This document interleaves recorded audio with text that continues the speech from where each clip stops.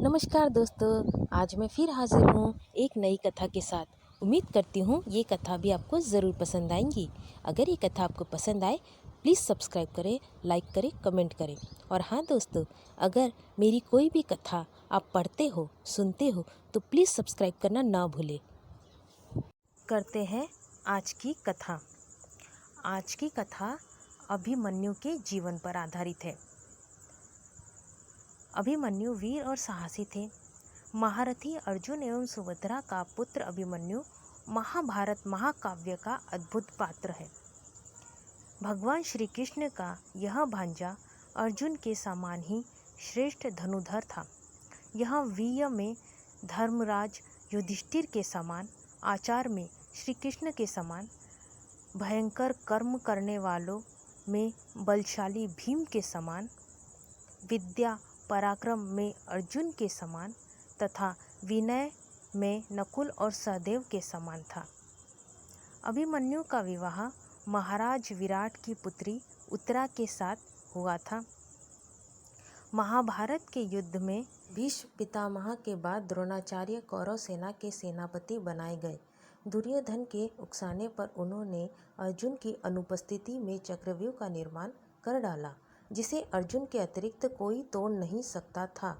महाराज युधिष्ठिर इस आसन्न संकट को देखकर निराश और दुखी होकर बैठे थे।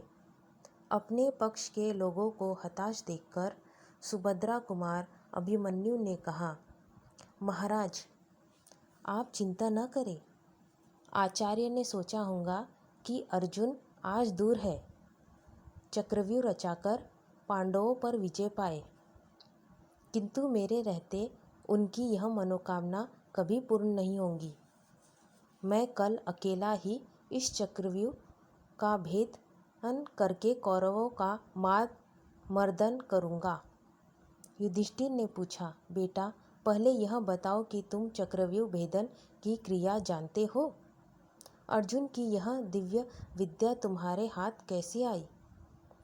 अभिमन्यु ने बताया, बात उस समय की है जब मैं माता के गर्भ में था। एक बार उन्हें निद्रा नहीं आ रही थी और उनकी तबीयत घबरा रही थी। पिताजी उनका मन बहलाने के लिए उन्हें चक्रव्यूह भेदन की कला बतलाने लगे। उन्होंने चक्रव्यूह के 6 द्वार छोड़ने तक की बात बताई थी, किंतु आगे माताजी को निद्रा आ गई और पिताजी ने सुनाना बंद कर दिया। अतः मैंने चक्रव्यूह में प्रवेश करके उसके 6 द्वार तोड़ सकता हूँ, किंतु 7वां द्वार तोड़कर निकलने की विद्या मुझे नहीं आती। इस पर भीमसेन ने कहा कि 7वां द्वार तो मैं अपनी गदा से ही तोड़ दूंगा। दूसरे दिन प्रातःकाल युद्ध आरंभ हुआ। चक्रव्यूह के मुख्य द्वार का रक्षक जयद्रथ था। जयद्रथ ने अर्जुन के अतिरिक्त शेष पांडवों को जीतने का भगवान शंकर से वरदान प्राप्त किया था। अभिमन्यु ने अपनी बाण वर्षा से जयद्रथ को मूर्छित कर दिया और व्यूह के भीतर चला गया, किंतु भगवान शंकर के वरदान से भीमसेन आदि अन्य योद्धाओं को जयद्रथ ने रोक दिया। इसीलिए भीमसेन आदि अभिमन्यु की सहायता के लिए भीतर न जा सके। अपने रथ पर बैठकर अकेले ही उन्होंने अपनी प्रचंड बाण वर्षा से शत्रुओं को व्याकुल कर दिया। कौरव सेना के हाथी, घोड़े और सैनिक कट कट कर गिरने लगे। चारों ओर हाहाकार मच गया। द्रोणाचार्य, पराक्रमी कर्ण, अश्वत्थामा, शकुनी, शल्य, दुर्योधन आदि महारथी अभिमन्यु के हाथों बार बार परास्त हुए। अकेले अभिमन्यु प्रलय बनकर भयंकर संहार करने लगे। उस समय उन्हें रोकने का साहस किसी के पास नहीं था। गुरु द्रोणाचार्य ने स्पष्ट कह दिया, इस बालक के हाथ में धनुष बाण रहते इसे जीतना असंभव है।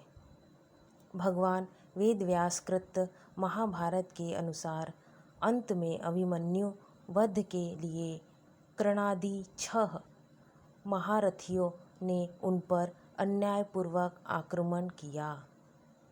उन लोगों ने अभिमन्यु के रथ के घोड़ों और सारथी को मार दिया, उसके रथ को छिन्न भिन्न कर दिया तथा धनुष भी काट दिया। फिर अभिमन्यु ने अपने रथ का पहिया उठाकर ही शत्रुओं को मारना शुरू कर दिया।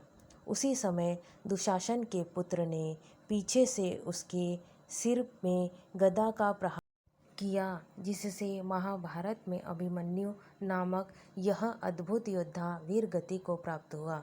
तो दोस्तों, ये थी अभिमन्यु के मृत्यु की कथा। दोस्तों, यह कथा अगर आपको पसंद आए प्लीज़ सब्सक्राइब करें, लाइक करें, कमेंट करें, ताकि मैं ऐसी कथाएं और भी ला सकूं। धन्यवाद।